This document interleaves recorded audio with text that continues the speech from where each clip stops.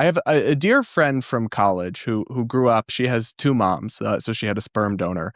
She grew up and she became a public school teacher. She's heterosexual. She's marrying a man, and they're going to have children soon, I hope, because I think they'll be really sweet. And she's like a lovely person, and I'm so glad she exists. She's Hey everyone, welcome back to the channel. Good to see you here. The radical left has officially launched a scorched earth campaign against the only thing standing between American liberty and globalist chaos, the United States military. We are witnessing a high-stakes assault where woke bureaucrats, like Elizabeth Warren, attempt to dismantle the chain of command in real time. They aren't interested in national security. They are interested in Great Reset compliance. They want a military that bows to progressive transgender intervention are suddenly saying, oh, well, maybe now that the American Society of Plastic Surgeons is saying that you shouldn't have transgender surgery until you're 19, maybe we're going to dial back our support for this just a little bit. But by the way, we're going to put hedging language in there because we still, it seems as though they still believe this. Any organization that went whole hog for gender ideology and for mutilating kids in the name of their identifying as the opposite sex loses a lot of its credibility. Tyler, listen, you actually, hang on, I'll come to you, Luke. I just want to say that I think you have a point there in that they made a bunch of statements about consensus and data that were not accurate, and they're slowly walking back, and we've seen challenged. Look, we can't just blindly trust the experts, right? The argument I think we've seen through COVID and then through some of the gender stuff Tyler mentions, the analysis doesn't just stop with what the American Medical Association says. Yeah, I'd rather trust the experts than Tyler, but I agree. That's why I was trying to explain that when you can also look at the studies and how they conducted it and interact with the data yourself, which you can also do with trans-related studies, which is what people who have pushed back in more thoughtful ways have done, is actually engage with the studies themselves as opposed to just going, I don't know, I don't trust anything that comes out of there. And I think you, even if you examine them, would be like, no, this is well done research, and I agree. But then also, aside from even, which is why I tried to start with less like, here's different institutions that conducted different batches of research that support my argument, just kind of zooming out away from the specifics and explaining like the logic of it, which I think any rational thinker can kind of understand, which is, all right, we agree in our current society, you're not going to prevent gay people from being with each other. All right.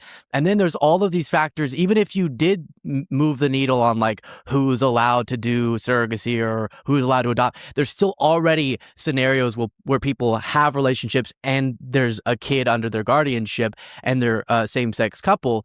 And so when you think about that, and it's the same thing even taking away the kid that I've tried to explain before to conservatives, which is if you're going to have the couples and you're going to have kids involved in some percentage of those couples, then why wouldn't we want to encourage people to be in more dedicated, more legally binding relationships that I think stabilize our society, stabilize families, encouraging that sort of pro-family mentality in general, and understanding that marriage is only a way for the institution to give some backing to, hey, long-term committed relationships that are a little bit more than just dating and that provide more legal protections because of that. That just logic makes sense, even if you had trust issues with the data that substantiates it. Well, I think if you were to look at civil unions and if we were to have a system where we say, like, legally, you have all the same rights, but we're not going to consider, like, Why would you make it all the same, but just with a different word? Because Obergefell, if you look at the text of the case that we are ostensibly, or at least in part discussing here, is all about, it centers on the word dignity. It centers on redefining marriage as a cultural push to change the culture. And what we've seen when this culture has been changed is the demonization of groups that oppose the LGBT agenda. We've seen the Southern Poverty Law Center, which, puts mainstream conservative and Christian groups on hate. There was a lot of ground that the conservative Christians were willing to give on this when it comes to civil unions. And yet what we had in 2015 was a one-size-fits-all, we're just going to push on this issue, left wins, game over. And so Tyler, I all of that is obviously big picture zoomed out. I want to come back to the question about this coalition of groups because they seem focused on gay people who have children and gay people who have families. And I guess I can ask you once for yourself, and then also once what you think these coalition members would believe as well, because perhaps those are two different things.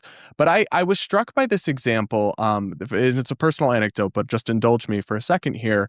I have a dear friend from college who grew up. She has two moms, so she had a sperm donor.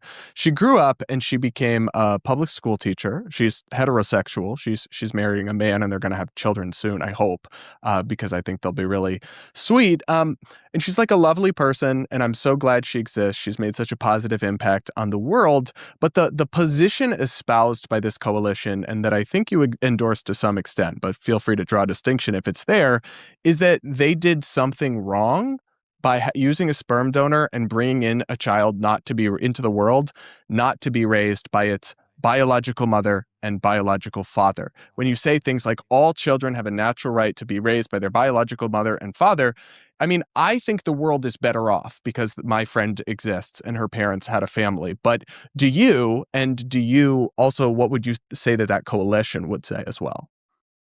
Well, so I think every person is made in the image of God, and there is no person that I would say you shouldn't exist. I lament the death of every person, and I lament the death of Alex Preddy and Renee Good. And I don't think that your inherent moral dignity as a human being is reliant on the circumstances of your conception.